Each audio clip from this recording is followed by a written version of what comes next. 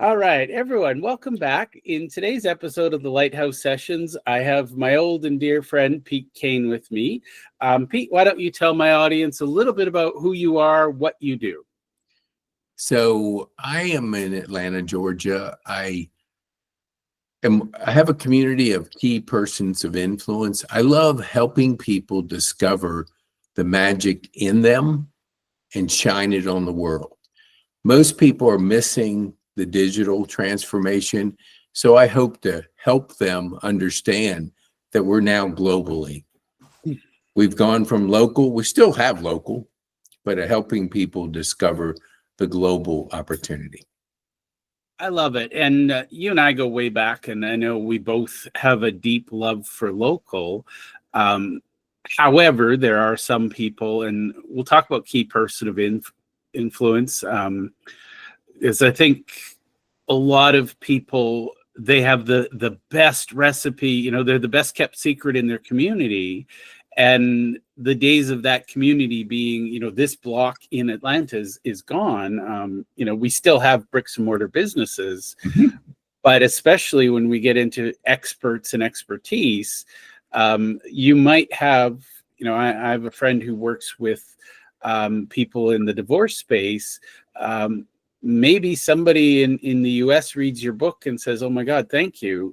We're not in that immediate cause and effect state where it's, I read a book, we become friends and clients. It's maybe I read the book, it changed my life, and down the road I send you a thank you card. So tell me about your concept and what you're working on.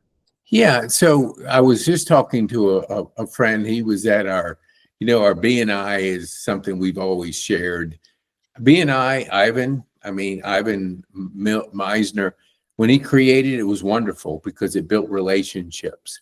And I think what has happened is he sold it, and the new regime was so interested in traffic reports and running the leads. It just changed from relationship building to monitoring the wrong things. And so this gentleman said to me, I said, do you realize the world is global? And he goes, well, yeah, but I don't have a global business. I have trucks that service my clients. I said, yeah, that's true. But your journey is your digital journey. And people are going to learn from your journey if they have an opportunity to learn. So if you're creating a digital profile today, not only will you help your local business, but you'll enhance your business globally. Exactly. So it's really helping people make that paradigm shift to, I meet you, Jeff, let's just say it's at a Costco. We have a great conversation. We're talking about just general things. And I'm going, man, that Jeff guy that was fun. It was enjoyable. You were just engaging like you always are. And then I search you online. I don't see anything. I stop the journey because I have to see more. I have to get more. I have to receive more because that's the way it is now. 11 buying signals, 7 hours of content, and seeing you on 4 different platforms. That's the digital know, like, and trust journey. And you got to give people more online to be able to enjoy what you do. Well, and let's step back a second. And, a lot of the people watching this are what I describe as visionary entrepreneurs. They dream big, but they also have, local businesses most of the time as a foundation. Mm-hmm. I would think, if you're in a BNI, and for the record, I love networking groups because they bring people together who get it. However, I think the weakness of a lot of networking groups is there's no next step. I used to go to BNI religiously, and again, great people, and I enjoyed having breakfast with them. But the challenge I always had was, okay, there's 30 people in the room. I'm walking around trying to remember 30 people and who they serve.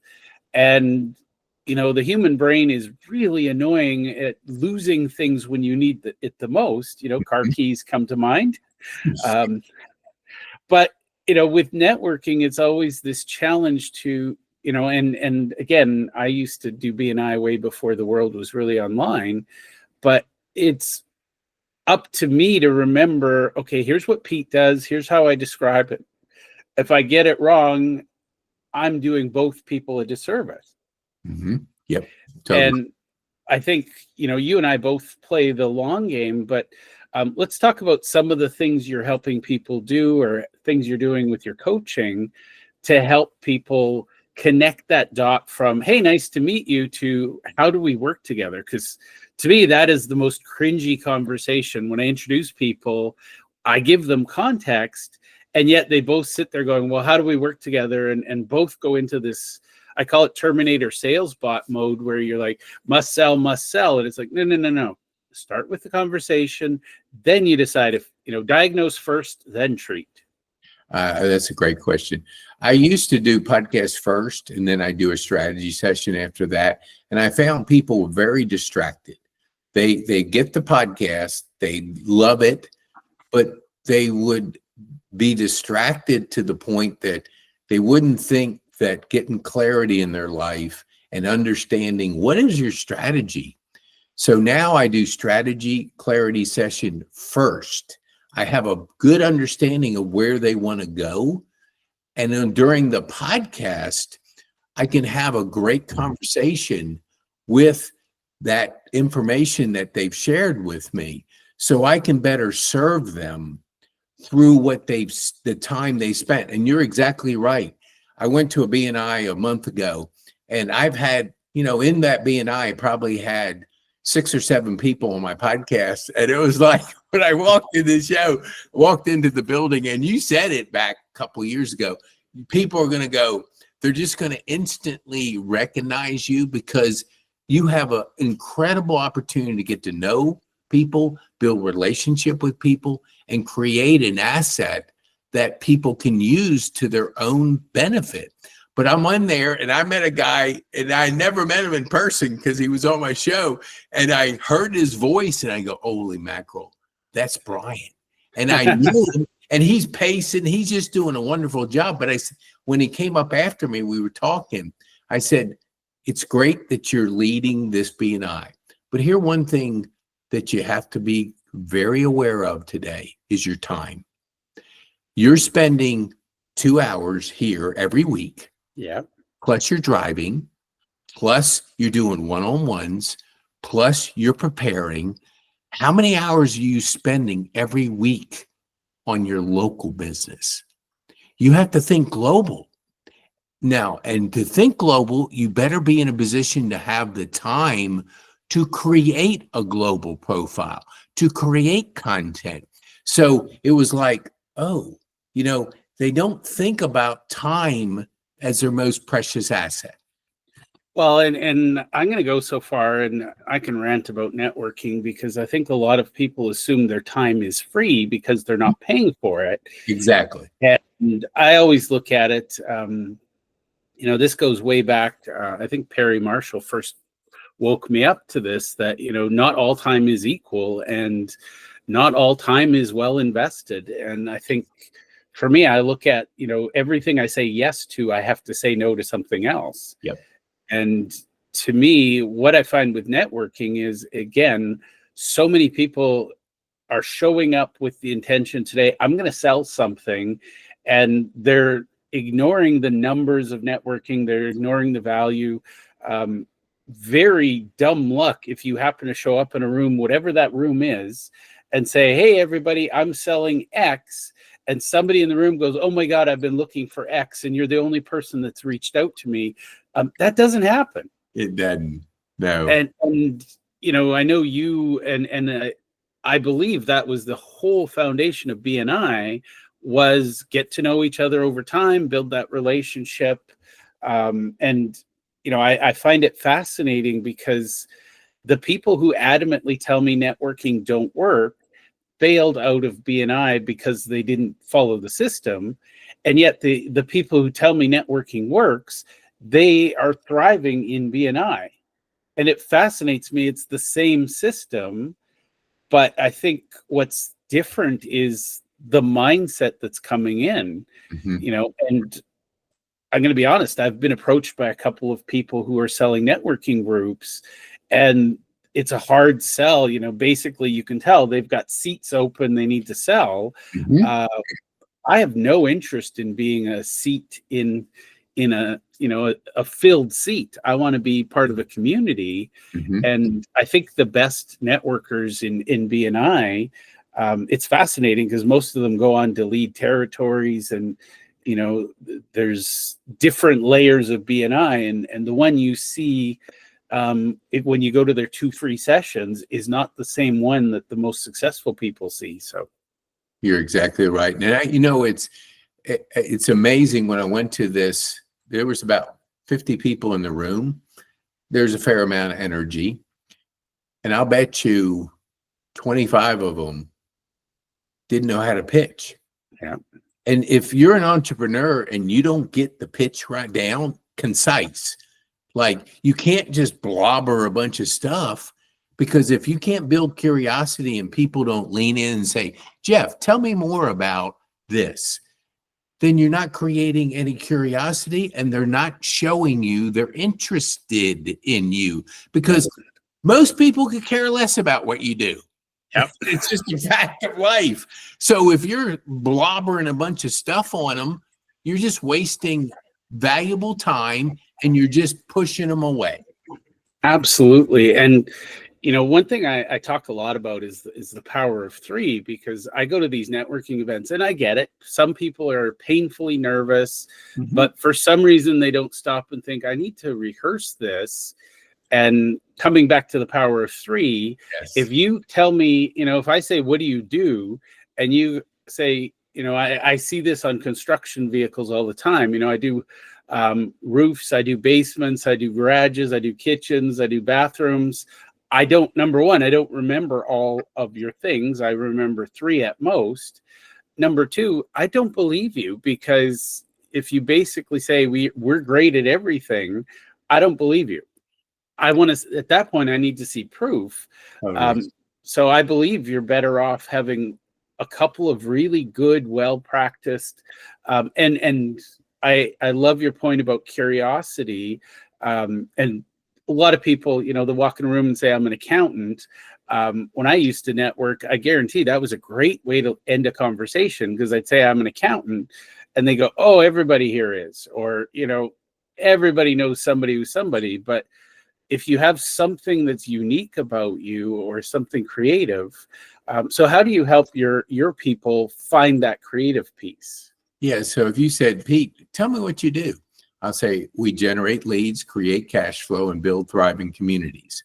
Now, that was 4 or 5 seconds. If you don't say anything more to me, that's it. I'll say, well, Jeff, tell me what you do.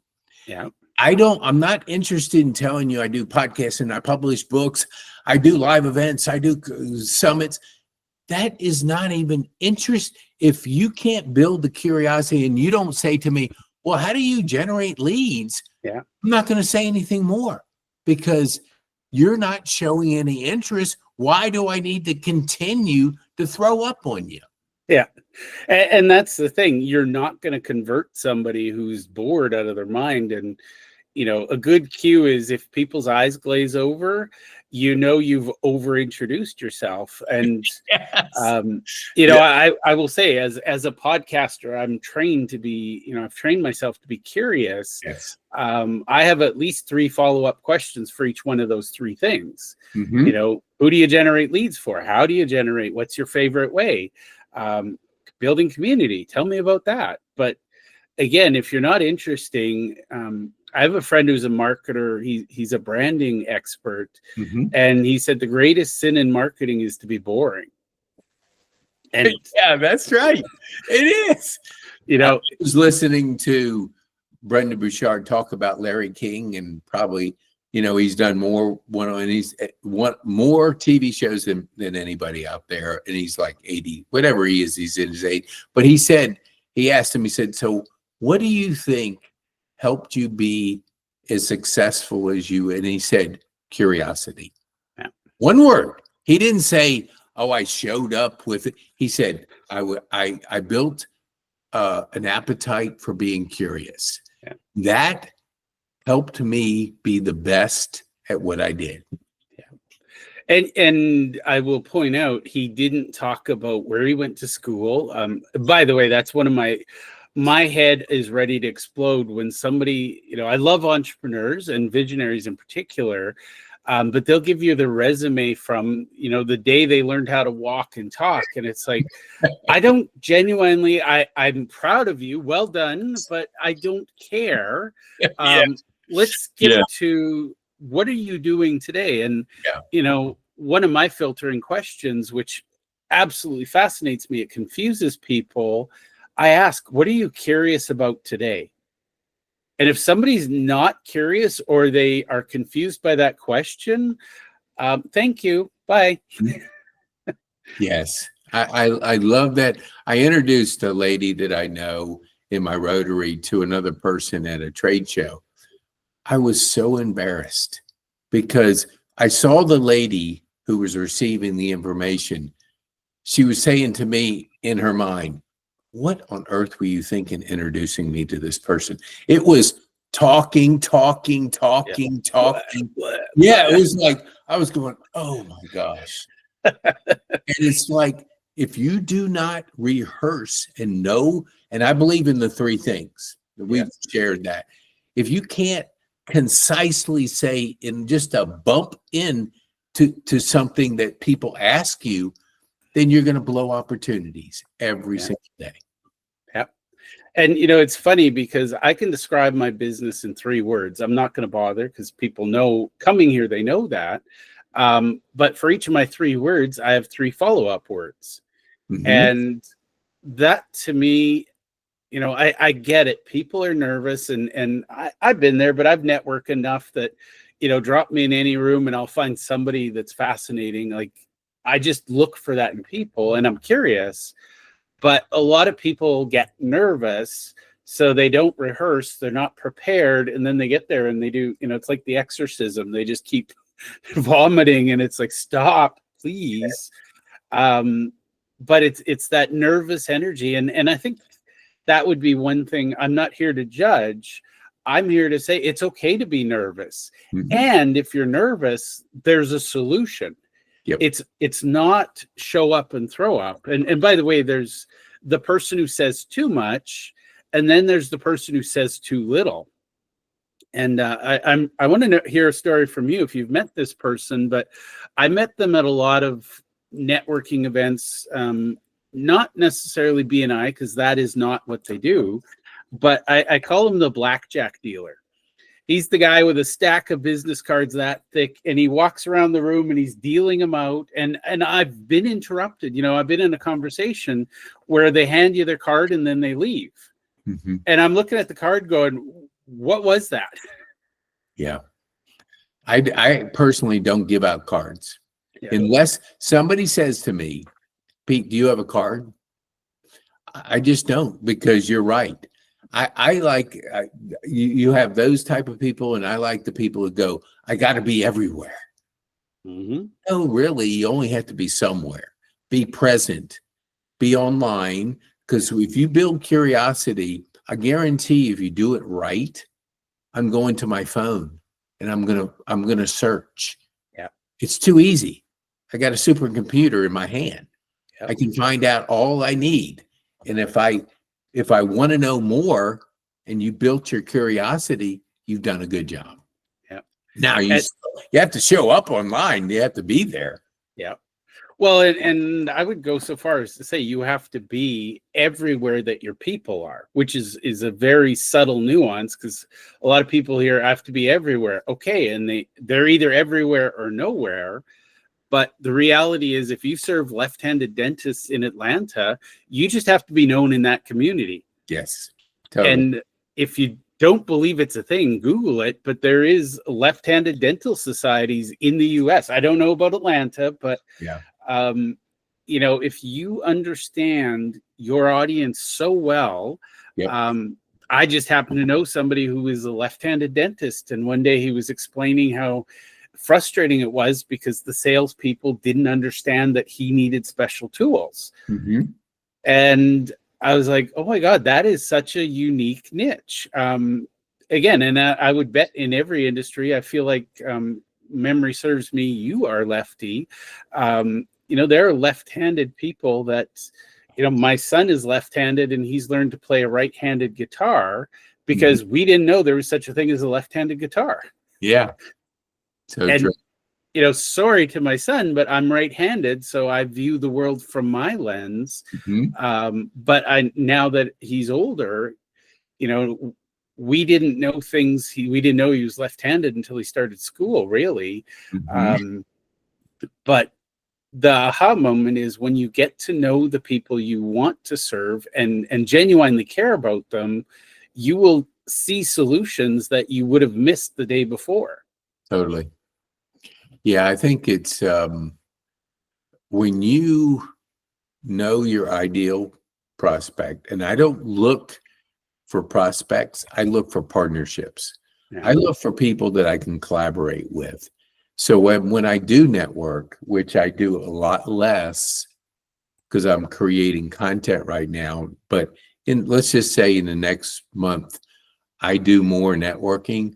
I'm out there looking for people to collaborate with, to partner with. So we've talked about that. You can go for one or you can go for thousands. It's a choice. And the thousands are the partnerships. The thousands are the key strategic partners that you intentionally bring into your world, as opposed to one person that might be interested in what you're doing. Well, and I think I know you well enough. There's that maturity to step back and ask yourself, is this person somebody that needs my stuff? Or is it somebody who is never going to need it? Or is it somebody who serves the people? And, to me, that's where networking takes on that leverage, is when you, as you said, you form those partnerships. So let's talk about partnerships, because that is a big theme in my life. Okay. Who are the ideal partnerships? I get it, you're based in Atlanta, but who are the ideal partnerships for you? And where do they typically hang out online? Yeah, for me, I mean, it's people that have an influence in their market that will complement me, because I'm creating content. I'm creating a way for people to be a key person of influence. You're a book writer. I mean, we go way back in writing books. That's an asset. So if somebody doesn't have a book, I want them to go on a journey of discovery, because without a book, you don't have the authority for people to consume it. Because if I know you're an author, I'm going to buy your book. I'm going to read it. That's another way I can consume who Jeff is. And so if a person tells me they want to be an author, now they're probably a year off, maybe less, but every time I create a podcast, something for them, I give them kind of that Costco sense is, I want you to sample podcasting just to understand it's not that difficult. It's a conversation of curiosity. But once you and I create a podcast, it's out there. So people can get to know me, get to know you. So I take them on that journey. So I think the partnerships I'm looking for is people that understand the value of being global, understand that it's not like you're shining light on yourself, because people will say key person of influence. So you're trying to shine light on you. No, you're shining your light out to the world. Now, the world gets to know you.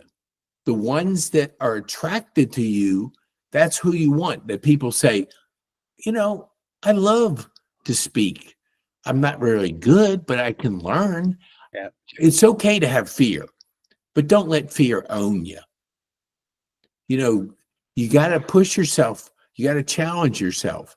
And I love the people that are in a position to learn, in a position to want to be a key person of influence, and recognize that the world is now global.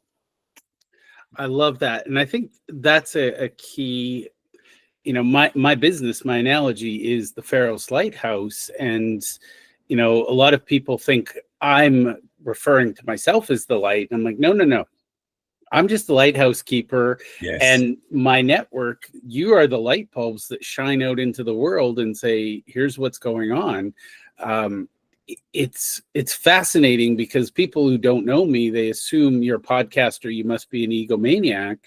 It's like, no. I'm just curious about the world. And my favorite thing about podcasting, and by the way, I used to teach people how to podcast, and I got exhausted because I was always fighting their fear. Mm-hmm. But the big lesson I learned is that I care about the conversation I'm having with you. Mm-hmm. And then I look at it and go, oh, who can I share this with that would get benefit and value from it? That's what a good partner should do, in my opinion. What would you say about, the qualities of a good partner, not necessarily the specifics? Quality is everything. In our church, a couple of years ago, I started going, and I liked what they were doing. They wanted committed people. So you would go through a discovery, you would learn. And when you have committed people, that's who you want. You don't want numbers. You want committed people. So when you're talking about quality, if somebody is all over the page, great, take my free content. Because if you're not focused and want to learn and want to grow and want to be that shining light in your lighthouse, then just take my free stuff and don't take my time. Because we all know the people that we call them sharks. They come, they grab, and they take whatever they can from you. As long as they don't take your time, I don't care. They can take my courses, they can take my podcast, they can take whatever I produce out there, but don't take my time. That's valuable. Well, and that's the magic is time is the one non-renewable resource. We all march forward knowing that inevitably we end this existence. And yet, again, a lot of people seem to think, well, it's only time, it's free. Mm-hmm. And by the way, I hear that a lot in entrepreneurs. Well, I'll do it myself. It's cheaper. Yeah. No, it's not. It's never cheaper. It's not. Times, everybody has 24 hours. Yeah. Now, you might like them or you may not. But Elon Musk, they were asking him, a guy that had real close contact with him, what makes him have all these companies and be able to do all this? And he says he has 5-minute meetings.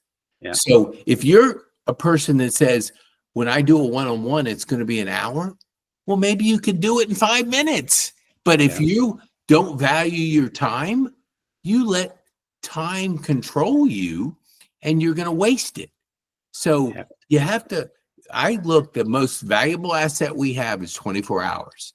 And how you and I use it determines what we're able to impact and do with our business. And, it's fascinating, Pete, because I've talked to a few billionaires. I've interviewed them for other things. And across the board, 3 themes came up. One was they were brutally ruthless with their time to the point that people were offended by it. But, as one put it, I'd rather they be offended and I make more money so I have more impact. I was like, I can't argue with that. But they were brutal with their time, guarded it jealously because it's the most precious thing they have. Mm-hmm. Number 2, intensely grateful. So they did a lot to give back. Mm-hmm. And number 3, they were curious. Always, why is that? Why isn't that? And, the reality is if you're not minding your time, you're not minding other things. Yes. And the other thing that was fascinating is they all had a morning routine, and generally speaking, people talk about multiple buckets, but, they focused on their health, their wealth, and their relationships. Mm-hmm. And it is fascinating because we all have access to that same information. It's just some people choose to do something with it and others go, I'm going to go watch another episode of something. Yeah. No, that's a good point. The average American watches 4 hours of TV and scrolls 3 hours of social media. So if you look at 7 hours a day, you're wasting a third of your day consuming other people's lives. We're born to create books, create podcasts, create courses, create your profile.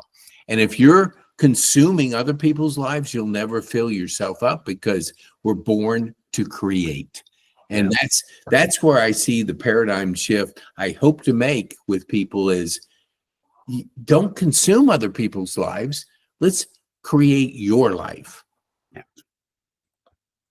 And for anybody watching this podcast, I'm going to guess you've got more important things you could be doing. But if you've made it this far, it's probably because either you like me, or you like me and Pete, or you just like Pete. I'm okay with that too. I like Pete. Pete, where can people... the host of this podcast? Hopefully they're here because they like me. Yes. Pete, where can people go to connect with you, learn more about you, maybe find out what it means to be a partner with you? Well, we didn't talk about this before we started, but I want to give a gift to your audience.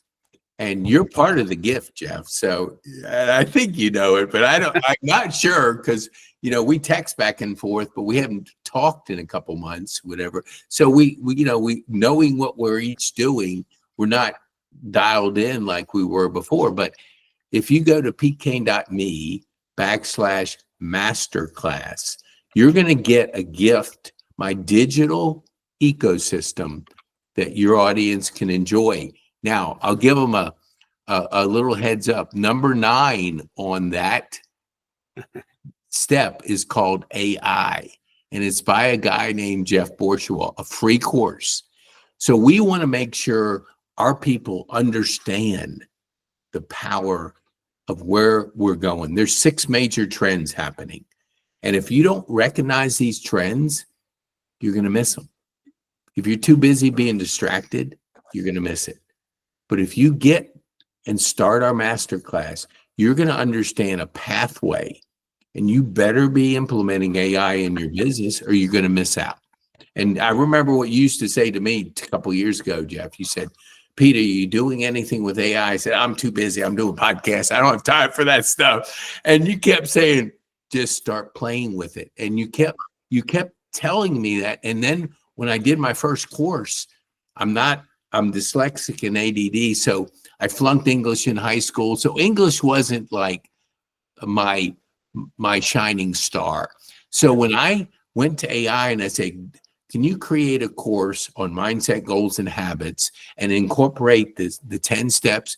And it spit it out in like 10 seconds. And I literally almost fell out of my chair, because I would have taken me 6 months and I still wouldn't have done it. Yep. 6 months to do that. And I did it with you pushing me in 10 seconds. Then I just put the meat on the bones. I fine-tuned it a little bit, but I got the hard stuff done right away. Yeah. So I love it that you kept pushing me to discover the power of it. Because if I'm starting today, it's better to have started 2 years ago, but still start today if you're not using it in your business. Yeah. And it's funny because a lot of people are like, "Oh, I'm too old, I'm too busy, I'm too this, I'm too that." And the reality is your competitors aren't. They're going to be flying by you like you're standing still if you're not using the tools that are available to you. And the other thing I want to underline in that phrase is, it is just a tool. Yes. And for the record, it only took you 60 years of your life to get to the point where you knew what you needed to say. A lot of people want to skip that step and go straight to, and by the way, I can tell the difference between content created with AI and content created by AI. Yes, totally. Because when you do it right, and I would hope that's a lesson most people take away, when you do it right, it amplifies the voice of the person at the keyboard. Mm-hmm. But when you just show up and say, "Hey, write me a LinkedIn post about this," and then you copy and paste, there's none of you in that. Totally. And it's funny because it took me 2 years to get to the point where I could create stuff. Like you, I can create a course in minutes, but I was the one who did the years of research to get the course. Again, I don't show up to AI and say, create something for me. I say, let's create something together. Yes, totally. I agree with that 1000%. And for visionary entrepreneurs, think of it like, you could dig a hole with a shovel and hope that the ground is soft, or you could get big earth moving equipment. You're going to get further faster if you know how to use the equipment. That's the key. You give me a backhoe, I'm going to wreck something, but learn to use the tools that amplify you without taking your time. Totally agree. 1000%.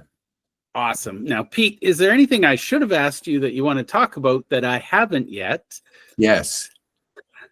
So do tell. Okay. So it took a stroke over 3 years ago to slow me down. And I had 49 days on my back thinking. And I think, I journal, I plan, I implement. I don't want a stroke to come into anybody's life. I don't wish that on anybody. However, what I do want people to do is think, eliminate distractions, build your life, create your life, and do the best you can by this. Distractions are absolutely everywhere.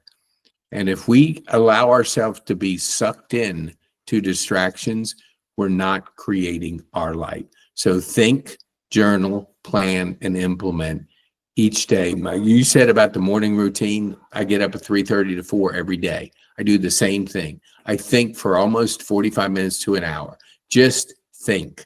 What had happened the day before? What am I excited about today? What did I learn on the podcast? Because you're right. Podcast is incredible because you build relationships, you learn from people, and you're curious. You get that appetite for curiosity that can only be satisfied by having people for a half hour, whatever it is, and you can be as curious as you want to learn. I love it. And I think I would underline, if you and I had one theme, it's be curious, because totally. The only time I get in trouble is when I know what I don't know. And I think that I know it. And it's like, no, that's not the right answer. And to your point about thinking, I journal, and to me, that is my great fear. And, I used to do this. I'd learn all these things and then move on.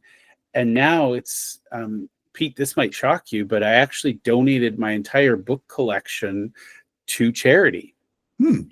And I kept my favorite 10. Because I used to always talk about, these are my favorite books. And the aha moment for me was, it's like having, your favorite relationships, but you never go and spend time with them because you're too busy meeting new people.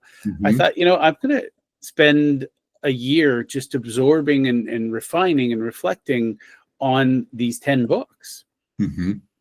And I agree 1000% on that. I became a speed reader later in life.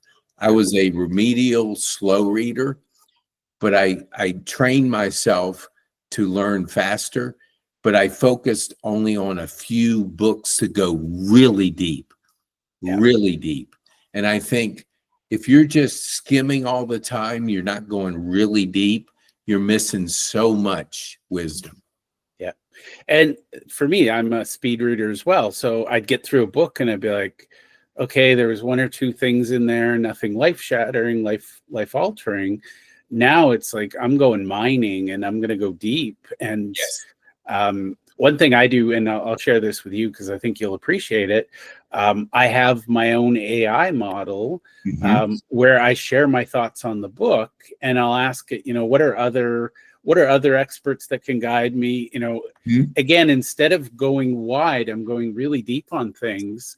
And what I love is I'll say, here's what I'm thinking. What are my biases? What are my blind spots? And again, I'm not relying on AI to do the learning for me, Right. but it's my version of digital journaling because I Yes. ask questions. And, between us, the reason I love AI is it accepts my infinite curiosity and just keeps going. Mm-hmm. Now, I'm sure people like, Sam Altman of OpenAI would rather I wasn't curious, because I know he made a comment recently about saying please and thank you wastes too many of his resources. But the reality is, if we're not curious, we're Yes. just surviving. We're not thriving. So, Yeah, I actually use your AI model to give me a summary. I say, give me the 5 things that this book, the main things. And so then when I start reading, I also listen. I'm like looking for those 5 things, but I never thought about, tell me what I might be missing, because we all have biases. We all have our belief systems that we have. And I think that's excellent to expose those biases, to expose those belief systems, so you can get more out of the book, go deeper in the book.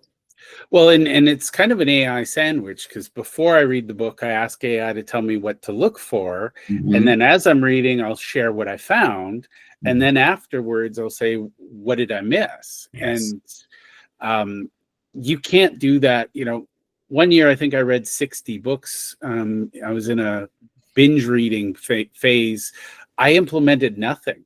Mm-hmm. And at the end of the year, I went, what a waste of time. Yeah. And now, like, and by the way, one of the books that survived was The Go-Giver, Bob Berg and John David Mann.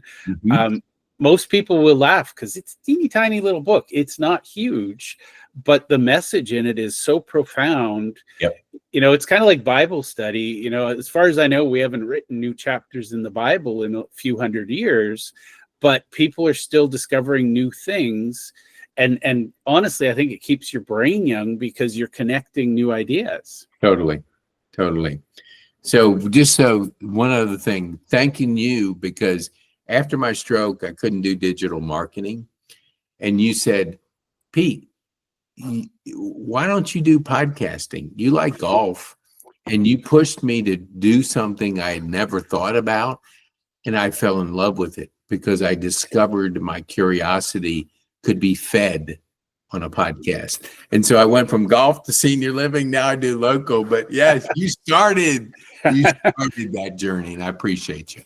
I just found the spark within and helped you ignite it. And I think I love it that you found the spark within. Yeah. And I think, that's one thing I would say for everybody. We spend our lives, and Pete being dyslexic and ADHD, I think is very typical of this. Everybody tells us what we suck at. So we spend a lot of energy hiding it from the world. And, Yes. I'm autistic and ADHD, and I can mask like nobody's business. When you let go of that energy and you focus on what you're good at, Yes. and by the way, that's my rant about educational system. We spend time making kids study things they suck at or they don't want to be good at. What if we just found the things they're great at and we nurtured that? I'd be in that class, because I tell you, that's exactly, it went from kind of a handicap, curse, whatever you want to say, to it's my superpower now. Yeah. And I wouldn't change it for the world. Now, it took me 50 years to kind of figure that out, but you and me both. It takes time. Yeah, exactly. Hey, look, it's never too late. Well, and my final thought, and then I want your final thoughts. For the visionary entrepreneurs out there, look for ways to nurture and support the young visionary entrepreneurs, because they're the future. And, everybody wants to earn that, I struggled for 50 years and I found a solution. Wouldn't it be nice if somebody went and found young Pete and said, hey, Pete, did you know you've got some superpowers? Mm-hmm. And, oh, by the way, this is not your strength. Just walk away and go focus on what you're good at. Mm-hmm. So thank you for being on the show, Pete. Do you have any final thoughts for the audience? Yes, pour into our youth, because we went through COVID, we went through some crazy times. There's change happening out there. So if you're like Jeff and myself, pour into them to allow them to be able to get that vision, because you're right. the youth of today are the future of tomorrow. So invest in pouring into our youth so they can get that big vision. They can change their world. They can do whatever they want. But it takes a spark. It takes a motivation. It takes somebody like, you and I that have been through, and we have a lot to look back to help support our youth. Awesome. Well, thank you for being on the show today, Pete. It's my pleasure. And that